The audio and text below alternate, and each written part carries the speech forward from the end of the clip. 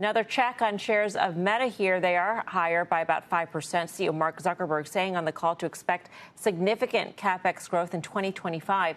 Deepwater Asset Management's Gene Munster has been listening to the call. Gene, your take so far?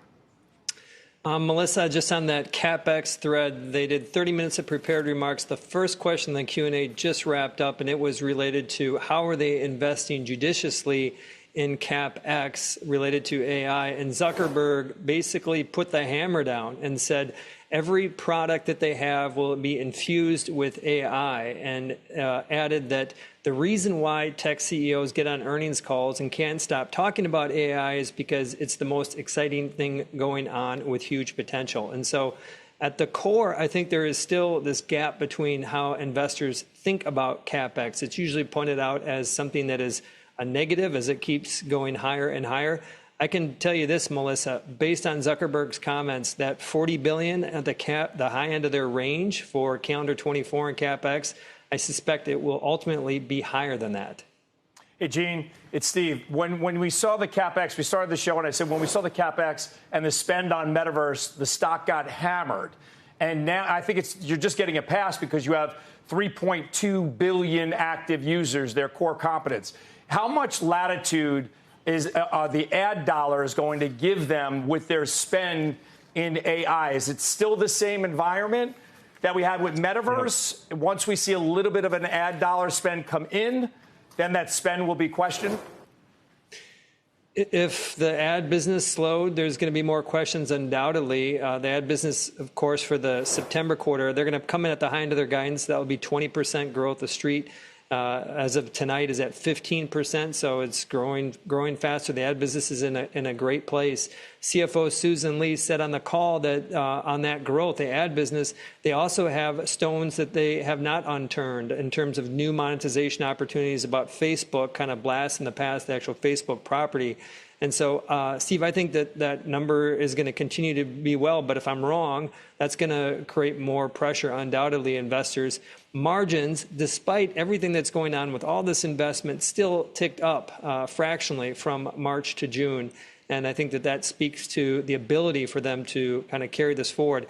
I do want to mention something really quick that did come up on the call that's related to all their spending, and it is a shift in how they are messaging what's going on in Reality Labs. Of course, they're going to lose about $20 billion this year versus about $18 billion or $17 billion last year. They're talking more about glasses. These are these Ray-Bans. They're kind of shifting away from talking about the closed Metaverse Quest and more this ambient computing. I think that's a big opportunity that investors will appreciate more on that investment piece in the quarters to come. Gene, it's Karen. Thanks for being on. Do you think that this improvement in advertising is a very meta-specific thing versus the market? Do you have a sense of what's happening in the economy? Well, I think Meta's been more aggressive at introducing these advertising tools that are powered by AI. Of course, what they had to navigate with Apple a few years ago was a big headwind. It was a wake-up call. At that point, they started to add this.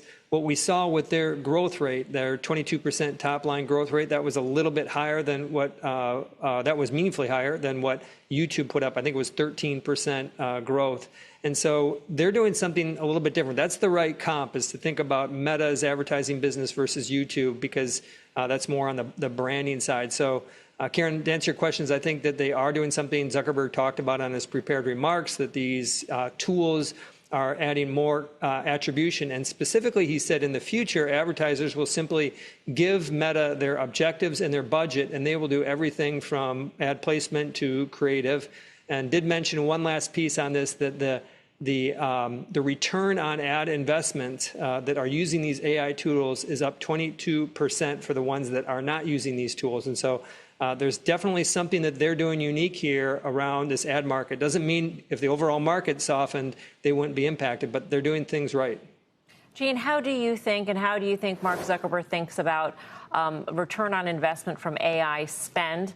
I mean, right now we're seeing it through advertising, but when we're talking about infusing AI throughout its product lineup, are we talking about actually selling an AI product or just making their products better so they can sell even more advertising?